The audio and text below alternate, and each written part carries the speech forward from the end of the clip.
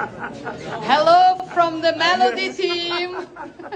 Social media में इस time पर कुछ मीम्स बहुत वायरल हो रहे हैं। एक मीम है मोदी जी और मेलोनी का, यानी कि मेलोडी का। चलिए ये तो खैर मीम्स की बात हो गई, लेकिन सवाल यह है कि मोदी जी क्यों इटली गए हैं, G7 क्या होता है और भारत को क्यों बुलाया जाता है, चलिए जानते हैं। देखिए G7 यानी कि ग्रुप ऑफ 7 यानी कि दुनिया की 7 अत्याधुनिक अर्थव्यवस्थाओं का ये एक ग्रुप है जिसका ग्लोबल ट्रेड और इंटरनेशनल फाइनेंशियल सिस्टम पर दबदबा है।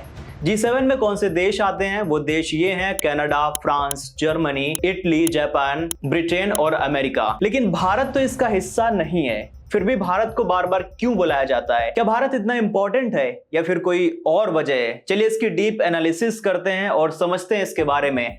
नमस्कार and welcome, you are watching rising Bharat. I am Abhiraj. 13 से 15 जून के बीच इटली के पुलिया में G7 शिखर सम्मेलन हुआ। यह सम्मेलन ऐसे समय हुआ जब दुनिया एक कठिन दौर से गुजर रही है। गाजा से लेकर यूक्रेन तक में युद्ध चल रहा है। कई G7 देश भी डोमेस्टिक चैलेंजेस से जूझ रहे हैं। अमेरिका, यूके और फ्रांस में इस साल चुनाव भी होना है। प्रधानमंत्री नरेंद्र मोदी भी इस सम्मेलन में हिस्सा लेने इटली पहुंचे। बतौर प्रधानमंत्री अपना तीसरा कार्यकाल शुरू करने के बाद मोदी का यह पहला विदेश दौरा है। इससे पहले जब साल 2023 में जापान के हिरोशिमा में G7 का सम्मेलन हुआ था तो भी नरेंद्र मोदी उसमें शामिल हुए थे। 2019 में भी भारत को G7 के लिए आमंत्रित किया गया था। 2020 में भी जो G7 समिट अमेरिका में होने वाला था उसके लिए भी भारत को बुलाया गया था। हालांकि कोविड-19 के कारण इसे कैंसिल करना पड़ा था। इस साल भी भारत के साथ कई ऐसे देशों को न्योता दिया गया है जो G7 का हिस्सा नहीं है। देखिए तो आपके भी मन में ये सवाल आता होगा, भारत को G7 में बुलाने के मायने क्या हैं? क्यों भारत को बुलाया जाता है?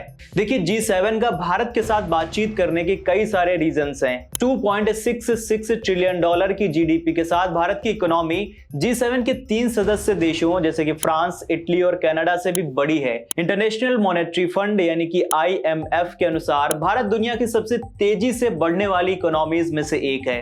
भारत की इकोनॉमिक ग्रोथ वेस्टर्न कंट्रीज से अलग है, जहां अधिकतर देशों में विकास की संभावनाएं स्थिर हैं, लेकिन भारत में ये संभावनाएं काफी ज्यादा हैं। दुनिया की कई अर्थव्यवस्थाओं के बीच भारत मार्केट पोटेंशियल, कम लागत, ट्रेड रिफॉर्म और फेवरेबल इंडस्ट्रियल एनवायरनमेंट होने के कारण इन्वेस्टर्स के लिए पसंदीदा जगह है।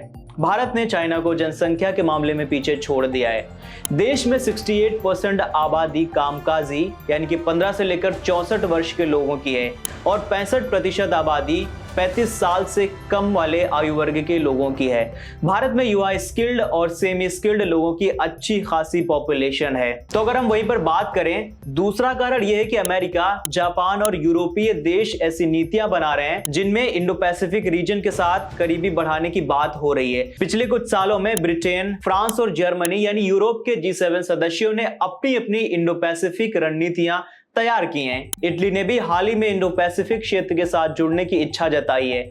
अमेरिका के वॉशिंगटन में स्थित थिंक टैंक हडसन इंस्टीट्यूट की एक रिपोर्ट कहती है कि ऐसा लगता है कि भारत हालिया सालों में G7 का स्थायी मेहमान देश बन गया है। अमेरिका और चाइना, रशिया के बीच बिगड़ते रिश्तों के कारण UNCC अब बहुत मजबूत फैसला लेने की स्थिति में नहीं है। अगर यूक्रेन और रशिया के बीच युद्ध की बात करें तो UN सिक्योरिटी काउंसिल के मुकाबले G7 ने रशिया के खिलाफ ज्यादा कड़ा रवैया अपनाया। यह भी एक महत्वपूर्ण बात है कि बीते सालों में G7 के प्रभाव में कमी आई है। ये उतना प्रभावशील नहीं रहा है जितना पहले हुआ करता था। इसकी एक वजह यह भी है कि 1980 के दशक में G7 देशों की जीडीपी वर्ल्ड टोटल जीडीपी का लगभग 60% था। अब ये घटकर लगभग 48% हो गया है। हडसन इंस्टीट्यूट की रिपोर्ट ये भी कहती है कि प्रभावशाली देश होने के बावजूद भविष्य में इनके दबदबे में और कमी आने की संभावना है। ऐसे में भारत G7 का नया सदस्य बन सकता है। इसके सदस्य बनने को लेकर अटकलें दुनिया के कई वैश्विक राजनीतिक थिंक टैंक लगाते हैं और भारत के पक्ष में तर्क दिया जाता है कि रक्षा बजट के मामले में